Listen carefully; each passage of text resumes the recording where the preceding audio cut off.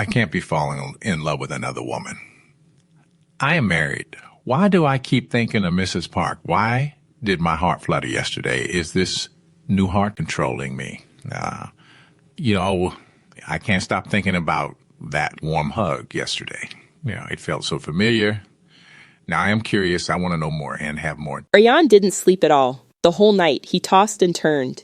He was replaying the events of that evening. He was thinking of the excitement he felt when Mrs. Park lovingly ran into his arms.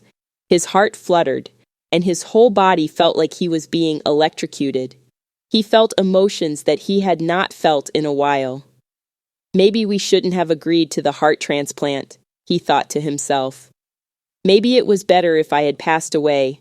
I wouldn't be in this dilemma. I love my wife, and she has stood by me the whole time I was ill and at the point of death, Rayan thought to himself. Meg had always been loyal.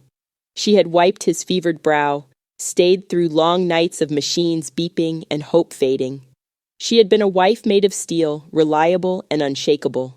On the other hand, Miss Park had been soft, messy, overflowing.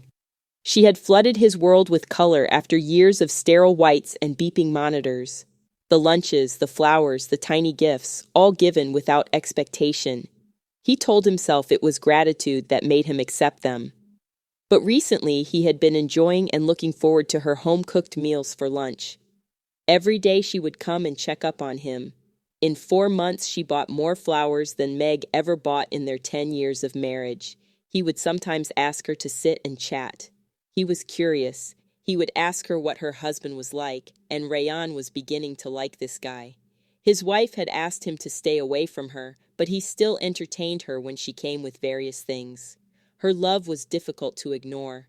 After being embarrassed by Meg, Rayan's wife, Mrs. Park stopped going to see Rayan and texting him. Rayan suddenly became anxious and sad.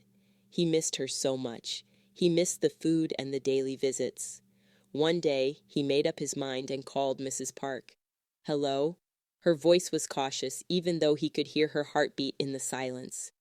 "It's me," Rayan said, unsure how to start. His voice cracked.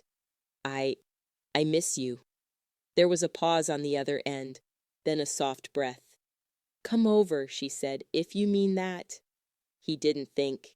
His hands moved on their own, grabbing his coat, his keys, and his confusion. The drive was a blur, and the moment she opened the door, she was in his arms again, her face buried in his chest, listening. Do you feel him?" he asked, voice barely audible. She nodded slowly. "All the time." That day marked the beginning of cheating escapades. He kept going back, again and again, for the food, the laughter, the warmth, and her. It was as if Miss Park knew the rhythm of his soul. Or maybe it was Luke's soul.